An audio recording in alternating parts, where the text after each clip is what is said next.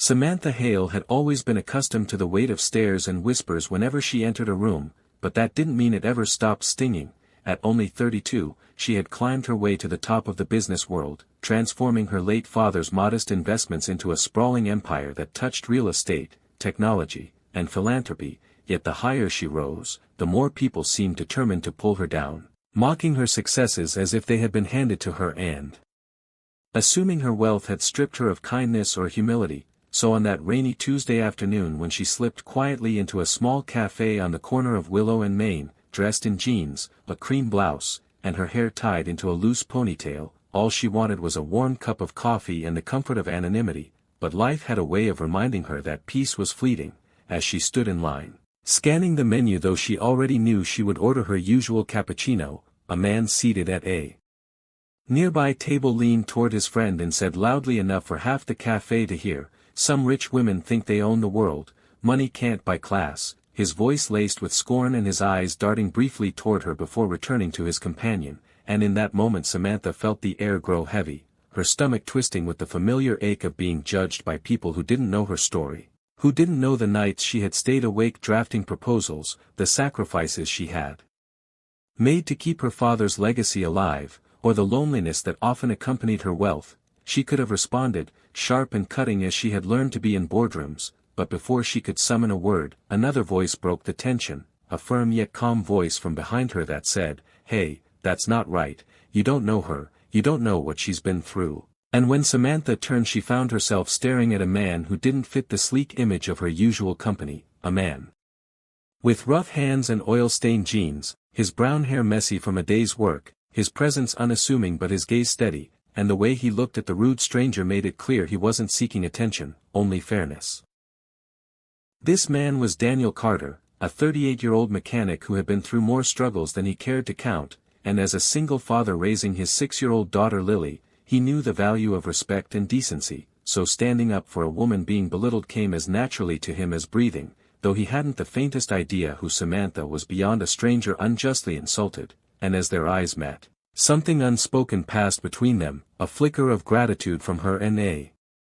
quiet reassurance from him, and for the first time in what felt like years Samantha felt the warmth of someone standing beside her without agenda, without expectation, and without knowing that this single act of kindness in a corner cafe would alter both their lives in ways neither of them could yet imagine.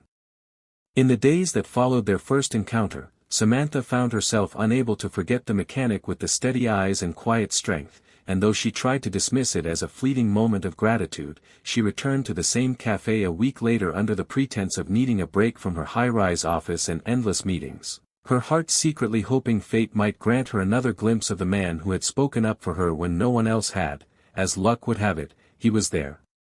seated by the window with a little girl whose bright smile mirrored his eyes, her small hands clutching a crayon as she sketched colorful flowers on a scrap of paper, and for a moment Samantha just stood watching, her chest tightening at the sight of the bond between them, for it reminded her of her own childhood with her father before his sudden passing had thrust her into a world of responsibilities far too early. And gathering her courage, she approached their table and asked softly, "Mind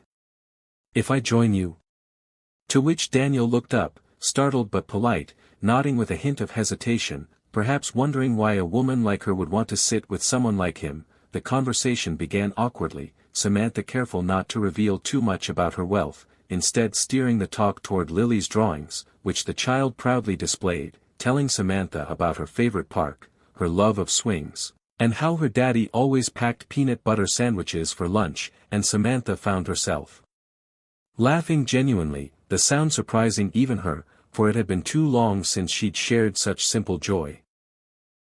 Daniel, though guarded, slowly opened up about his life, explaining how he worked long hours at the auto shop to keep a roof over their heads, how he sometimes worried about not giving Lily all she deserved, and how he tried to teach her that kindness mattered more than possessions, and Samantha listened intently, humbled by his honesty, struck by the quiet dignity in his struggles, and when he asked about her work, she downplayed it, saying she was in real estate without elaborating, not out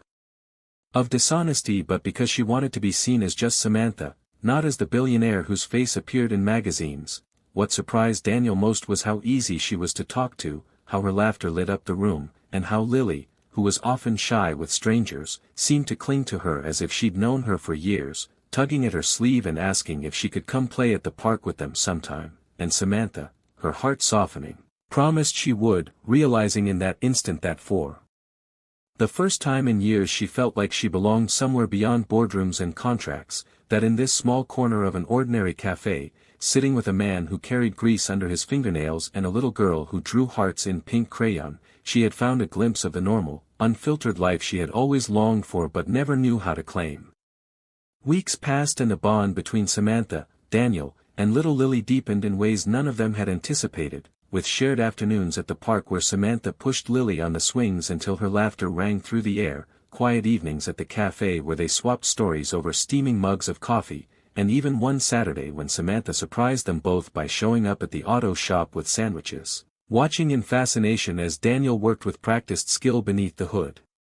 of an old pickup truck, and though Samantha cherished every moment, a gnawing fear lingered at the back of her mind, for she knew she was keeping a part of herself hidden, afraid that if Daniel discovered she was not just a woman in real estate but the Samantha Hale, the billionaire entrepreneur splashed across magazine covers, he might retreat, overwhelmed by the vast divide between their worlds. That fear became reality sooner than she expected, for one evening she invited Daniel and Lily to a gala dinner, describing it simply as a charity event, insisting it would be fun, and while Daniel hesitated, worrying about how they might fit in, Samantha reassured him with a smile that he and Lily were all she wanted there, but the moment they stepped into the grand ballroom, Daniel's breath caught, his eyes widening as crystal chandeliers sparkled overhead, cameras flashed, and Samantha stood at the podium addressing a room full of the city's elite with effortless poise, her name printed boldly across banners as the night's chief sponsor. In that instant the truth hit him like a tidal wave. This wasn't just a kind stranger who had wandered into his life, she was a billionaire, a woman from a world so far from his that it almost felt like a dream, and though Lily clung happily to Samantha's hand, Daniel's heart tightened with unease, insecurity whispering that he didn't belong, that his worn work boots and calloused hands were too rough for her polished, glittering world. After the speeches, Samantha found him standing near the edge of the hall, his jaw clenched, his voice low as